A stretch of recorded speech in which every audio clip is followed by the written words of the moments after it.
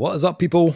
It is Dave, it is Duncan, back from Metal Epidemic for another album review. And for this review, Duncan and I have been checking out the new album from feral blues punk outfit Mother Vulture.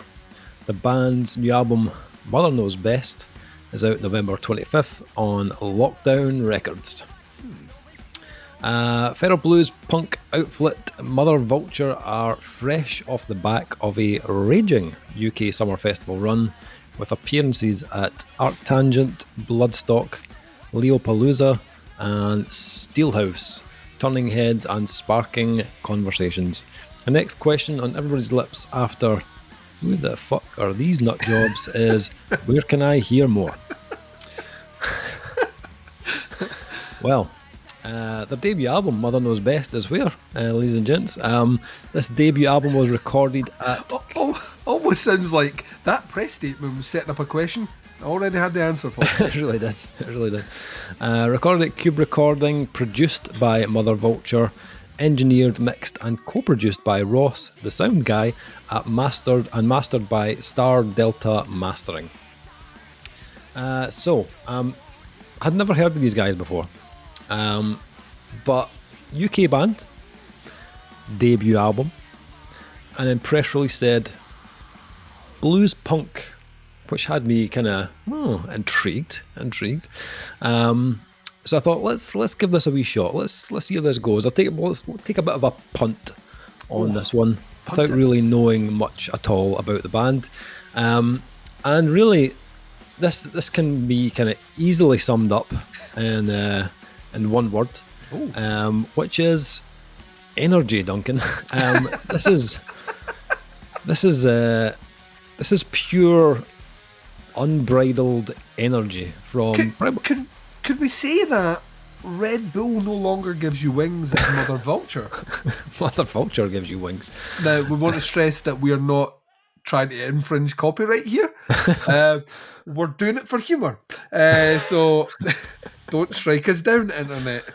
No, not at all. When I was listening to this, I was like, I can imagine these guys just deliver one. I mean, I know it sounds like they've been playing all over the place, and I can see why, because it sounds like these guys will deliver an absolutely insane live show, because the kind of sonic force in the music hits you from the get-go. Now, and it either comes in the form of this kind of four on the floor, kind of thunderous, kind of driving rhythm that comes from the drums and the bass and the riffs, or that intensity is all often kind of elevated by these kind of big, kind of roaring guitars. Yep. And actually, when the album kicked in, and Georgie Valentine, he lets out the first kind of scream of the album. My head went to another UK band that Duncan will remember, called Blackhole. Do you remember Blackhole? Yeah. Yeah. So they were a kind of hardcore punk band from Hemel Hempstead, I think. Yeah. Fronted by Richard Carter, brother of Frank Carter from The Gallows. Yep. Frank Carter and the Rattlesnakes. Like a band who should have been fucking huge. Should have been. 100% should have been. Not The Gallows. The Gallows were fucking huge, right? But Blackhole should have been fucking massive, and they just appeared and then disappeared sadly. That album was fucking great. Yeah, incredible album.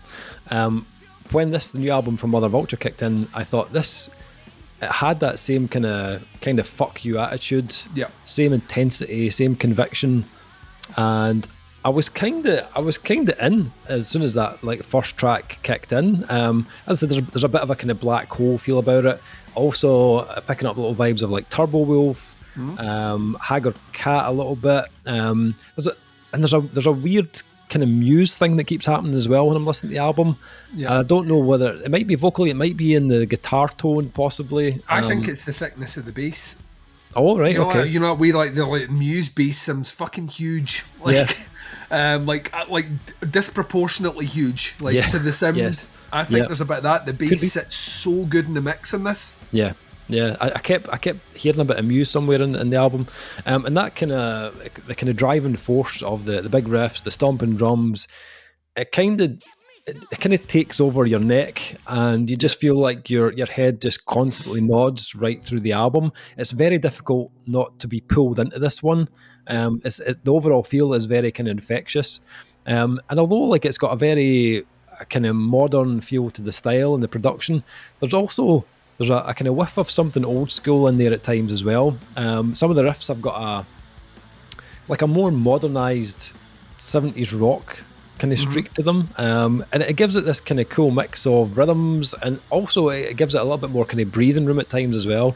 Those more kind of traditional kind of rock stylings are a little less frantic, so like tracks like Rabbit Hole or Not Yet. It's desert rock.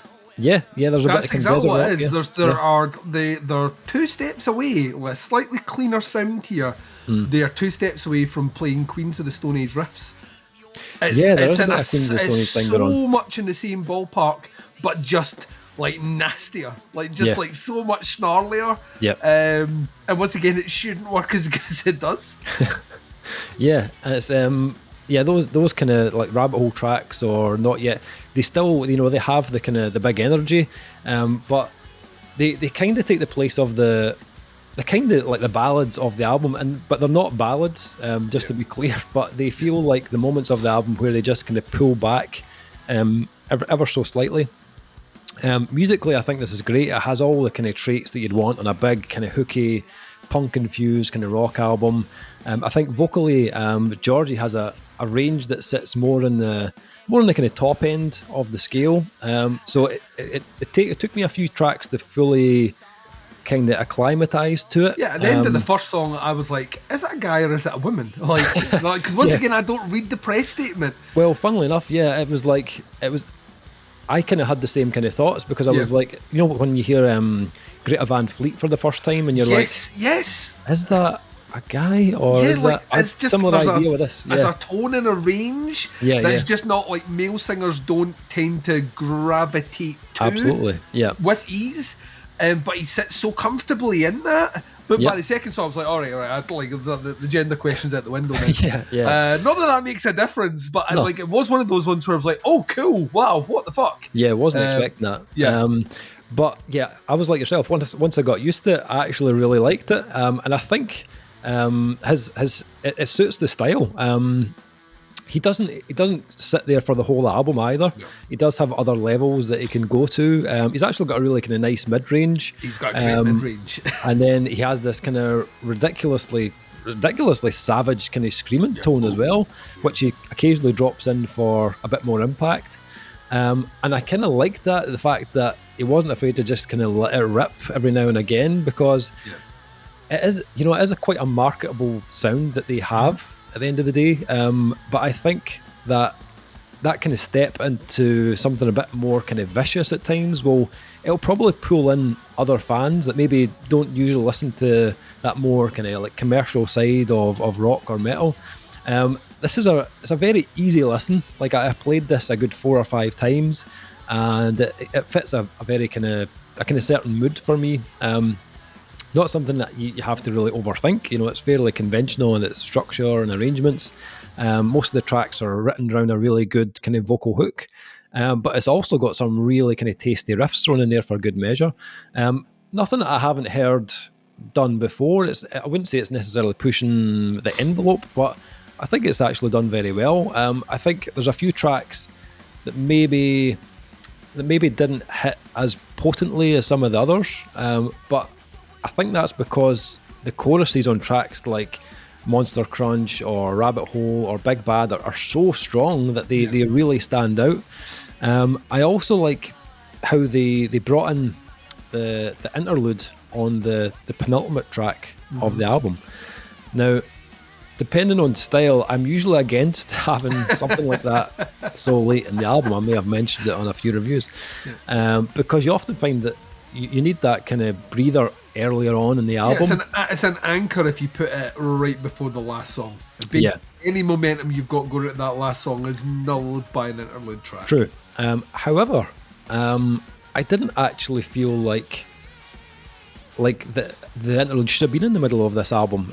I think the album flowed really well. It didn't feel kind of fatiguing at any point to me, The interlude itself is only about 20 seconds or so, but it kind of sets up the closing track, Homemaker. I thought actually that where they placed that actually was really well placed in the album, and it's a really good kind of closing track with another kind of strong chorus on the album. I think these guys are ones to watch for a debut. I think this shows a lot of promise. It's not perfect. I think there's still kind of some rough edges. Not every track maybe lands with the intention that they maybe hoped for, but the ones that do land are excellent, and I can hear their personality coming through in this, which is one of the most important things, if you ask me. So yeah, it's another very enjoyable album from a band that I never heard before, but for a debut, yeah, quite impressed. What about yourself? What did you think? So I didn't read the press statement for this, but the first thing that sprung to mind when listening is these songs are going to kill live. Yes, yeah. Like they're designed, there's almost a kind of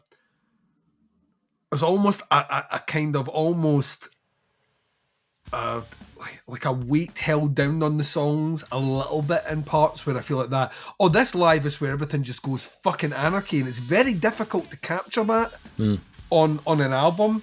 It's the same way, and I'm going to mention Queens of the Stone Age a few times here. The first time I ever heard Rated R, I was like, cool, right? But I don't know why everyone's losing their shit about Queens of the Stone Age. It's cool. Yeah. Like, you listen to tracks like Monster and Your Parasol, and I'm like, oh, that's a cool riff and all the rest. I saw Queens of the Stone Age live on their following tour, Songs for the Deaf, and they played Monster and the Parasol. I remember it like kicking in at like the dun dun dun dun. I was like, all right, cool. It's an alright song. You can sing it, but the chorus, I was going fucking mental at it because like live, it just has like so much more energy. And it's the personality of the band playing it that elevates the song. The song's pretty stock, but that's what gets pushed up. That's what I got from here on those moments that you're talking about where things maybe don't necessarily gel or hit on the same level as some of the big standout bangers. Yeah. But like if you're listening to a song like Shifting Sands, Mr. Jones, Vile Breeds, even Put Me Down or Rabbit Hole to an extent, they are in that kind of 99, 2003 era Queens of the Stone Age. Right. A little hint of Kaya. I know you're not as big a fan. A little bit of Kaya in there as well, sprinkled over the top. Has that kind of desert rock vibe going on there. But they also have, and it's just like, there's such a weird like grouping of bands you just want to mention. There's a bit of kind of almost like Scandinavian kind of pop, punk rock and something like the Hives. There's a bit of the Hives in here, there's a bit of the Strokes in here as well, which was the American equivalent at the time, and just like that kind of just full on sound with the productions kind of put almost to the point that everything's cracking a little bit, but it's not quite there yet, and the album is just energy from start to finish. I love the vocals on this one. The guy's got range, like really can hit those like 70s rock hooks. You were talking Great Advance. I think you're right with that. It's in that kind of in that lane, but at the same time, there's a like when he switches into that mid-range, there's a bit more soul in there, a bit more rock, a bit more like gravitas. And yeah, if the dude wants to switch on a little bit of the scream, it can come in. It sounds fucking great. Sounds amazing on this album because it's not overused. Yeah. And like once again, like he can do it, doesn't do it all the way through the album. So when it hits, there's impact there because you aren't hearing it all the way through the album. Same with those elevated vocals. If it was the darkness and that's all you had all the way through the album, it becomes not even a cliche, it just becomes a norm and it doesn't stand out. And here, because there's specific shifting in those ranges and utilised to benefit the songs, they elevate them. You listen to a track like Big Bad, for example, which starts with some sort of weird, almost kind of Gojira pitch shiftery sort of effect on the guitar, but it's every time it comes in, they're playing something different, which is the hallmark of a jamming band, which is that bluesy element that they've got in their kind of their statement there. They don't return back to those kind of right. You know what chord we're in, play a hook, like they just fucking let it go. Yeah. And I imagine like that's how they approach music, and I think that's fucking great. I love the production on this. Like I say, it's really raw. It's, as Gordon Ramsay would say, it's fucking raw, and it really is. But You can pick everything out. At times it gets a little bit too close to the, all right, I don't know what we're doing. I think it's either Mr. Jones or Shifting Sands, which starts off with a very kind of 90s filtered drum thing. And I was like, you know, I mean, like, now all I can think of is like a Queens of the Stone Age, and then the riff came in, I was like, right, all I can think of is Queens of the Stone Age. So, like, when they do that, I think it sometimes is a little bit too on the nose. But that's really my only complaint here. Like, for debuts, and I was thinking about this, think about the UK scene right now. Like, there is a market primed for a band like Mother Vulture. Like, the scene itself has went the other way. Things are much heavier in the UK. For a while it wasn't, but bands are pushing that like really extreme or really heavy or really powerful fucking sound out there. And then a band like this comes along and it captures what people want. It doesn't surprise me they played a ton of festivals. It doesn't surprise me they went down it really well at festivals. There is a point when you go to a festival, regardless if it's Art Tangent or whatever it is, where you want to get a beer, you want to get in the pit, and you want to fucking party. And like Mother Vulture are the soundtrack to that. It's just a lot of fun, a lot of energy, a lot of attitude. I mean, like the fucking balls on this album. It really is. It just goes for it.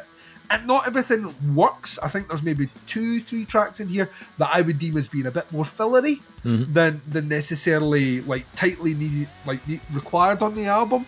But like I say, I imagine live that disappears for me because in that live environment, I'm just swept up by it.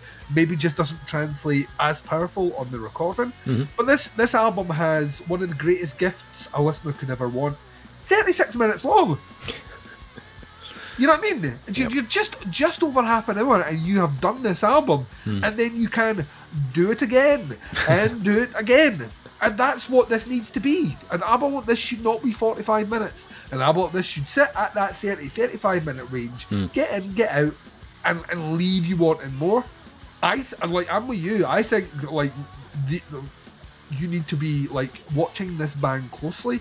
There's a sound here that sells. There's a proven record. We've mentioned about 20 bands here that all have had very good careers, apart from Blackhole, who should have been huge. But like have had great careers because they played within this world, and their emphasis is not always on the perfection of their albums, but the powerfulness of their live shows. And I think these guys are in that remit, and I think that's where they shine. And hopefully they will grace Scotland with their presence, and me and Dave will be there, and we will be happy.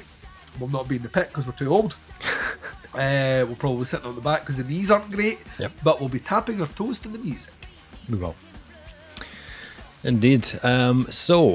Scores for the new album from Mother Vulture. Mother Knows Best is actually a really good album title as well. A great name. I've got to say that.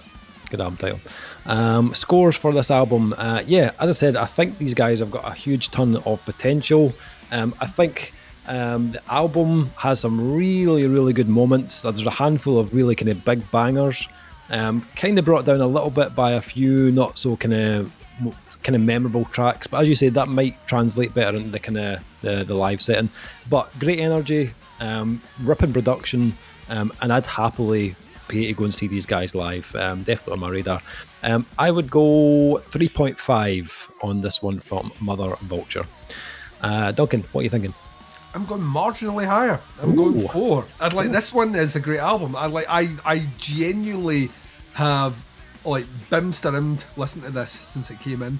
I think these guys have got a ton of potential, and hopefully, fingers crossed now that things are picking back up and there's plenty of scope for these guys. They get out, they get some more tours under them, and they get to put these songs out there. And that's going to shift units. Like if you want a statement of intent, Mother Knows Best is that statement. 4 and 5. Nice. So this one drops on November 25th on Lockdown Records. I'll put some links below to the band, to any pre-orders and stuff that are available for the album. Let us know what you think. Stick some comments in below once you've heard the singles, once you've heard the album. Happy to hear your thoughts on it. That is the review. Thank you so much for checking it out. We'll be back with another review very soon, but until then, take care. Speak to you soon. Bye, everyone.